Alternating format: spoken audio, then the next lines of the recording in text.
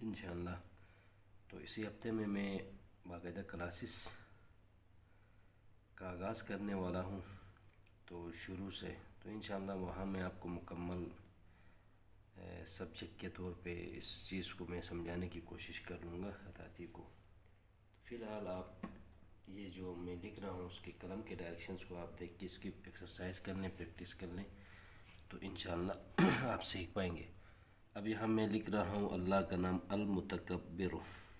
तो अब यहाँ हम कलम के आधा कत को इस्तेमाल करते हुए अलिफ बनाएंगे। ये आप देखें,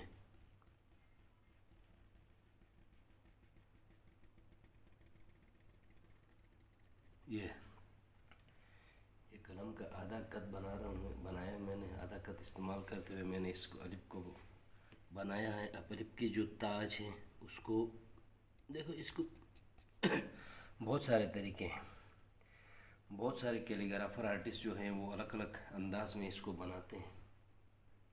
हर आर्टिस्ट की अपनी एक स्टाइल होती है, वो इस तरीके से आदि होता है तो वो बनाता है। ये हमारा अलिफ बन गया अल मुतकब्बिर।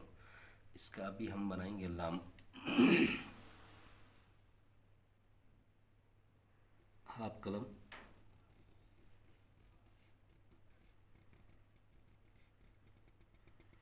इसके साथ हम मीम घुमा के रुक के वगैरह देखिए, ये देखो यहाँ से मीम बनेगा। तो ये साइज बिल्कुल कम लग रही, इसमें देखो यहाँ से अगर दोबारा हम चलाएंगे इसको,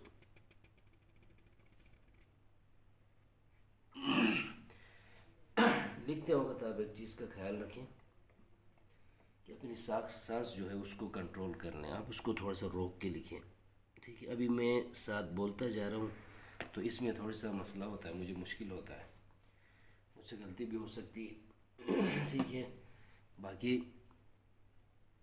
आप जब भी लिखेंगे अपनी सांस को रोकना है, ठीक है। जब भी आप खींचेंगे खत को तो अपनी सांस को रोक के कंट्रोल करके आपने लिखना है, तो इसमें फिर गलती की चांसेस कम होती है, ठीक है। अब देखो यहाँ,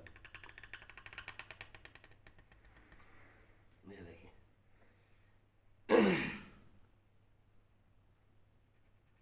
ये कलर्स इस्तेमाल करने का मकसद मेरा ये है एक तो चीज़ थोड़ा सा खूबसूरत होता, दूसरी बात इसमें थोड़ी सी शाइनिंग आती है खूबसूरती के साथ साथ, और दूसरी बात यह है इसकी जो हर लेटर का स्ट्रक्चर जो होता है वो आपके लिए वाज़ेह तौर पे नज़र आता है,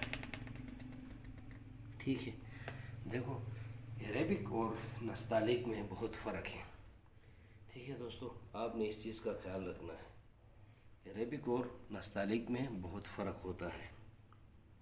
यहाँ से अभी हम कीप देखो, यहाँ लाके हमने इसको सेट ऑफ किया, इसके बाद हम नीचे बे के साथ रे बनाएंगे, ठीक है। अब इसको किस तरह बनाते हैं देखो, यहाँ से अब देखो ये तकरीबन मेरा अपना फॉर्मेट है, ठीक है। ये मैं अपने फॉर्मेट में लिख रहा हूँ, यानी कि ये कोई स्टाइल कंप्लीट स्टाइल ना समझे इसको, ये और नया स्टाइल है, ठीक है। आप जब आदी होंगे तो मुख्तलिफ़ फार्मेट्स में मुख्तलिफ स्टाइल में आप भी लिख सकते हैं, ठीक है। लेकिन जो भी आप जिस स्टाइल में भी लिखेंगे उसमें कलम का जो कत है, कलम का जो स्ट्रक्चर रूल है,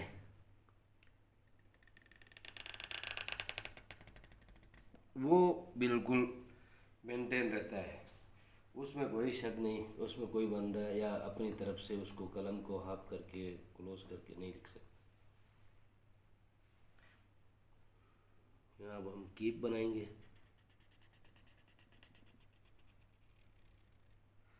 ये देखें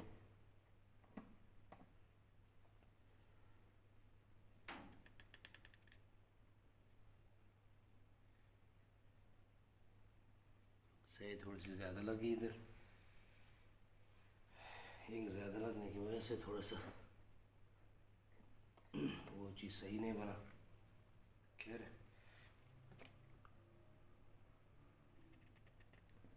ایک ہم نے نقطہ بنایا، ٹھیک ہے۔ اب اس میں ہم یہ کرتے ہیں کہ دوسری بات میں نے آپ کو پہلے بھی بتایا، آپ لکھتے وقت اپنے سانس کو مکمل کنٹرول میں رکھنا ہے، ٹھیک ہے۔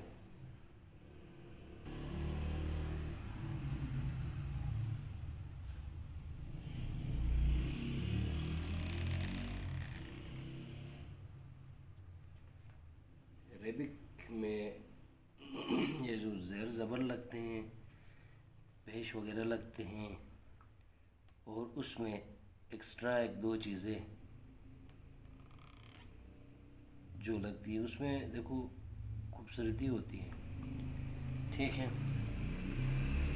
اس چیز میں خوبصورتی ہوتی ہے، عربک میں ایکسٹرا چیزیں کچھ لگاتے ہیں، اس میں لکھائی میں بہت خوبصورتی آتی ہے۔ اس لیے ہمیشہ آپ کوشش یہ کریں کہ لکھنے کے بعد یہ جو چیزیں مد وغیرہ لگتے ہیں، آپ اس چیز کا خیال رکھیں۔ مد لگتا ہے، تشدید لگتا ہے، اس کے ساتھ چیزیں میں یہاں استعمال کرنے کی کوشش کرتا ہوں، آپ دیکھیں، ان کو دیکھ کے آپ اس کو فالو کریں انشاءاللہ۔ اسی طرح لکھائی جو ہوتی ہے وہ خطاطی بہت خوبصورت ہوتی ہے۔ یہ جو نوک دیکھیں، قلم کا فل خط استعمال کرتے ہوئے میں نوک بناتا ہوں، ٹھیک ہے۔ اب یہ جو ہم زیر زبر کی بات میں کر رہا ہوں، اس میں یہ میں چھوٹے خط کی قلم سے میں لکھنے کی کوشش کرتا ہوں۔ یہ جو شیڈ وغیرہ ہیں، یہ بڑی لکھائی اور برش میں جب لکھائی ہوتی ہے اس وقت استعمال ہوتے ہیں۔